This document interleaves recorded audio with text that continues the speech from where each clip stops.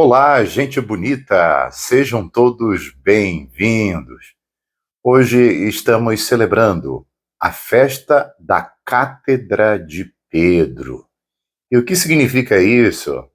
A palavra cátedra vem da palavra cadeira, o lugar de onde se ensina. Da palavra cátedra também surgiu a palavra catedral.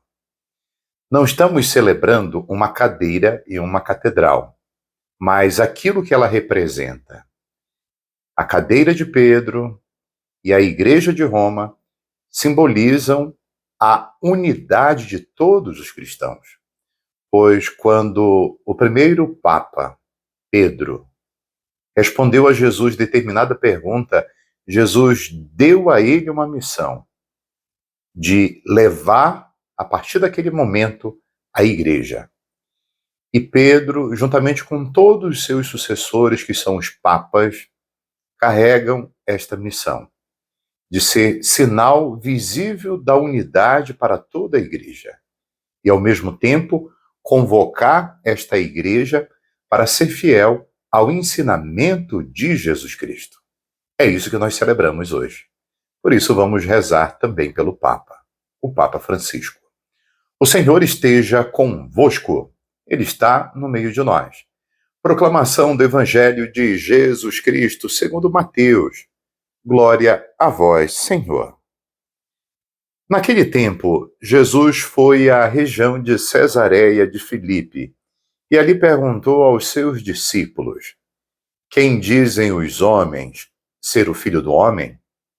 Eles responderam: Alguns dizem que é João Batista, outros que é Elias, outros ainda que é Jeremias ou algum dos profetas. Então Jesus lhes perguntou: E vós, quem dizeis que eu sou? Simão Pedro respondeu: Tu és o Messias, o Filho do Deus vivo. Respondendo, Jesus lhe disse: Feliz és tu, Simão, filho de Jonas, porque não foi um ser humano que te revelou isso, mas o meu Pai que está no céu. Por isso eu te digo que tu és Pedro, e sobre esta pedra construirei a minha igreja, e o poder do inferno nunca poderá vencê-la. Eu te darei as chaves do reino dos céus. Tudo que tu ligares na terra será ligado nos céus. Tudo que tu desligares na terra será desligado nos céus. Palavra da salvação. Glória a vós, Senhor. Jesus estava curioso em saber o que as pessoas pensavam a respeito dele. E os discípulos responderam: Alguns acreditam que tu és Elias, Jeremias, João Batista que ressuscitou ou algum dos profetas. Mas não era só essa concepção que eles tinham. Dado que Jesus tinha o poder de fazer milagres, de partilhar o pão e, consequentemente, reunir uma multidão, boa parte daquele povo acreditava que Jesus poderia ser o novo rei de Israel, para combater contra os romanos que ocupavam aquelas terras e assim ter a liberdade e a autonomia a partir de Jesus Cristo. Circulavam muitas ideias sobre a identidade de Jesus. O que eles não tinham entendido é que a missão de Jesus era uma missão para salvar o homem num todo e salvar todos os homens, nos libertando do poder do pecado, da morte, e assim nos eternizando em Deus. Poucos foram aqueles que conseguiram perceber isso. Pedro foi um. Então Jesus tomou a mesma pergunta e disse aos seus discípulos: E vós, quem dizeis que eu sou? Notem aqui que a pergunta agora é direcionada para a comunidade.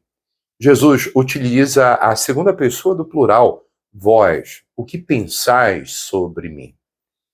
E aquela comunidade dos discípulos e daquele povo, naquele momento, não soube responder quem era Jesus.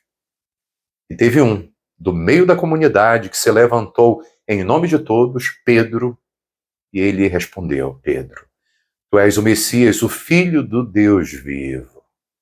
E Jesus disse a ele: Pedro, quem te revelou isso foi o meu Pai que está nos céus. E a partir daquele momento, Pedro se torna o primeiro entre os iguais.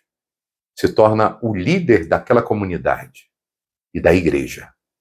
Porque ele, mais do que ninguém, percebeu qual a missão de Jesus Cristo. Não apenas intuiu, mas ele tinha essa verdade no seu coração revelada pelo céu. E é por isso que hoje nós lembramos de São Pedro, exatamente por essa grande missão de levar a boa nova, o evangelho, a mensagem de paz de Jesus Cristo para todos os povos. E ao mesmo tempo chamando todos os povos para uma experiência única e libertadora com Jesus Cristo, o Filho de Deus. E neste dia nós nos unamos em oração pela nossa igreja.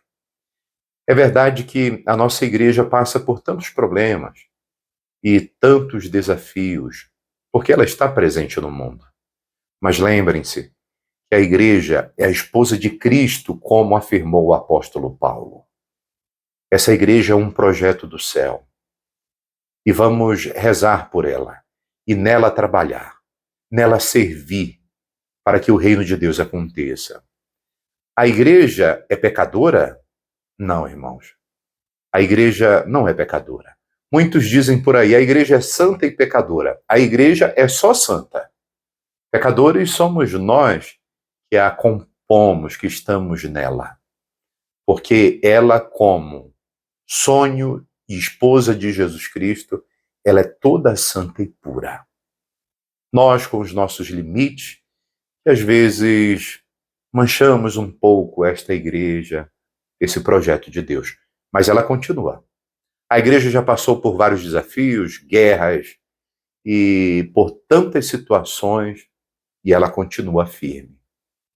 Exatamente, porque é um projeto de Deus. Então vamos amar a nossa igreja, rezar por ela.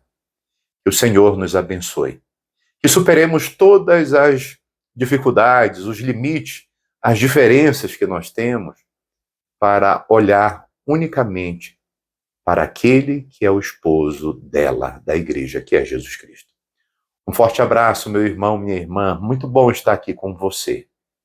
E Nossa Senhora te abençoe e te proteja com o seu manto sagrado. Você fique bem. Salve Maria Imaculada.